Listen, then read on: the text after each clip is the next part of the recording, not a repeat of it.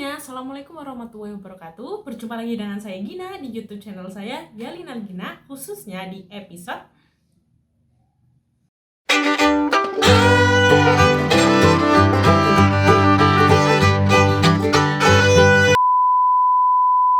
jadi semasa kuliah tuh aku sering banget dapat pertanyaan dari teman-teman tentang Gin, kok uang jajan kamu cuma 400.000, tapi kok kamu bisa sih jalan-jalan, makan di tempat yang menurut mereka tuh agak mahal gitu ya, terus nonton film di bioskop. Nah, emang kamu gimana? Emang kamu uang 400.000 tuh cukup buat keperluan lainnya? Nih aku kasih tahu ya tipsnya. Jadi sewaktu kuliah tuh aku nggak cuma kuliah dan organisasi doang, tapi aku sambil bisnis kecil-kecilan ya selama kuliah, dan itu tidak mau mengganggu waktu kuliah aku gitu loh. Jadi waktunya fleksibel banget ya. Nah, aku bakal cerita ke kalian nih tentang usaha-usaha aku untuk nambah penghasilan semasa kuliah ya, yang bisa digunakan untuk uang jajan atau uang tambahan iuran lainnya semasa kuliah. Semoga yang aku ceritain ini bisa bermanfaat bagi kalian, terutama bagi kalian yang merasa bahwa uang jajan kalian selama kuliah itu kurang. Nah, yuk. Nah, yang pertama itu jualan gorengan. Di sini aku gorengannya macam-macam, ada mulai dari piscok, tahu bakso, risol mayo, risolnya dari risol sayur sampai risol mayo. Nah, aku ambil ini di pasar di Jalan Imogiri Timur ya, di pasar jajaran. Itu harganya murah banget dan worth it banget buat kalian jual lagi ke teman-teman kalian.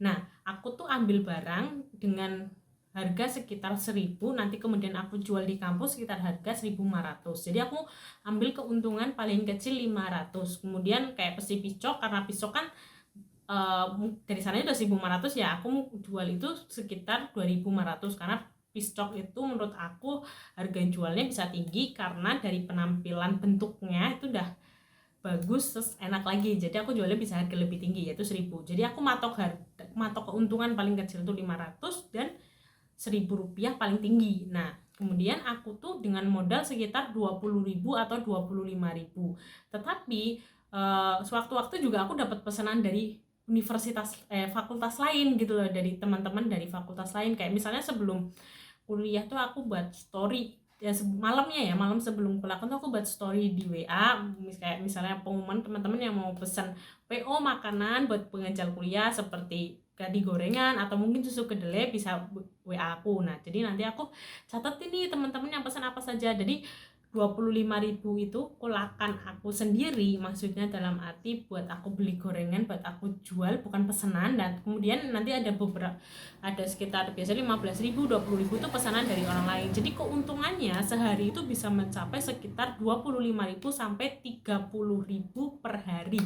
Ini lumayan banget menurut aku ya, untung segitu, karena apalagi kalau mereka pesannya yang aku patok yang untungnya sampai 1.000 gitu tuh lumayan banget, maksudnya buat kalian nambah uang jajan dan juga buat nambah kayak iuran-iuran di kuliah gitu. Nah, ini tuh tidak terlalu membutuhkan banyak modal besar gitu loh. Tapi kalau aku jualan ini tuh tidak setiap hari, hanya beberapa hari doang yang kira-kira tuh mata kuliahnya padat banget dan mereka nggak sempet banget buat keluar jajan gitu. Nah, yang kedua nih aku jual pulsa dan paket data. Nah, jual pulsa dan paket data ini menurut aku untungnya lumayan, walaupun nggak banyak ya. Cuman karena aku tuh menggunakan aplikasi, kalau nggak salah Payfast sama satunya aku lupa, pokoknya aku gonta-ganti aplikasi lah sampai 3 kali itu jualan.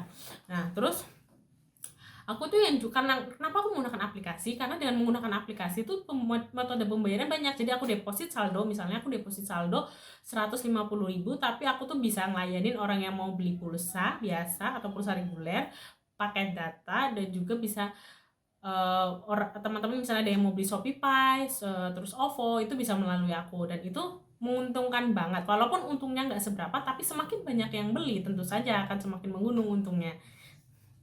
Nah, yang ketiga itu buka jasa titip buku referensi mata kuliah. Nah, kita selama kuliah tuh sering banget dosen nganjurin kita buat beli buku, atau bukan beli sih, lebih punya buku sebagai referensi mata kuliah. Nah, ini aku selalu manfaatkan momen ini untuk, bukan memanfaatkan teman, tapi lebih karena memanfaatkan momen untuk dimana banyak teman-temanku tuh kayak males gitu loh ke toko buku. Jadi aku merekomendasiin ke teman-teman buat titip di aku aja ya, titip di aku, nanti aku yang beliin. Nah, dari itu kita bisa kerjasama dengan toko bukunya gitu loh. Dan toko bukunya kita kayak semacam MOU, Pak saya mau beli buku mata kuliah ini atau buku ini, tapi saya minta diskon dong ya, karena yang beli banyak nih, sekitar 20 orang, aku dapat diskon, kalau enggak dapat buku satu juga gitu kan. Nah itu lumayan banget sih, itu bisnis yang lumayan. Tapi ini biasanya di awal-awal mata kuliah, maksudnya di awal-awal kuliah baru masuk, karena dosen biasanya merekomendasikan buku referensi sebelum memulai mata kuliah. Nah kalau keuntungan buku referensi sendiri ini bervariasi. Biasanya aku ambil per item buku itu sekitar 5.000 sampai 6.000. Nah itu kenapa agak mahal, karena satu bawanya berat banget ya, bawa buku tuh berat banget, beda banget sama bawa gorengan. Misalnya kan enteng ya kalau bawa gorengan, tapi kalau bawa buku kan berat dan resikonya lebih gede, terutama kayak uang parkirnya juga ya, uang konsumsi. Makanya aku ambilnya lebih banyak, per itemnya sekitar 5.000 sampai 6.000.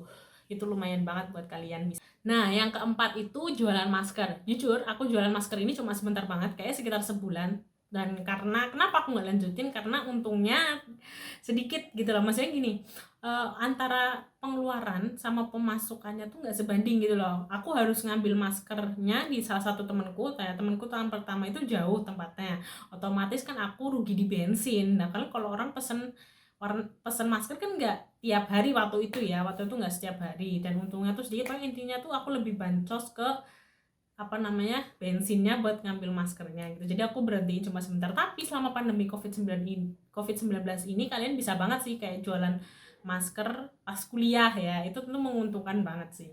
Bisa kalian coba lah.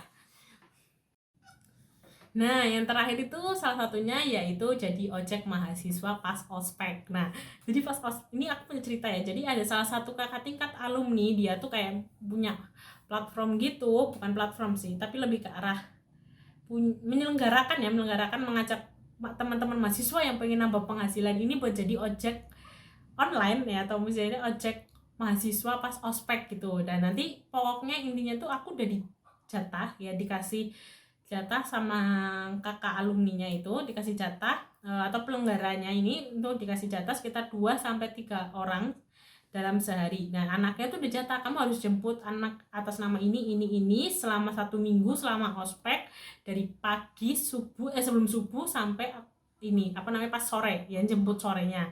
Dan itu tuh lumayan banget. Aku waktu itu pokoknya tuh ambil shift 1 minggu sama ya 1 minggu 7 hari ya, berarti kayak sekitar 10 hari itu aku dapat sekitar 700.000 dan sama bensinnya. Itu lumayan banget. Nah pokoknya itu mungkin kalau di kampus kalian ada, bisa lah kalian coba, tapi tetap hati-hati bawa motornya karena tidak ada asuransinya gitu.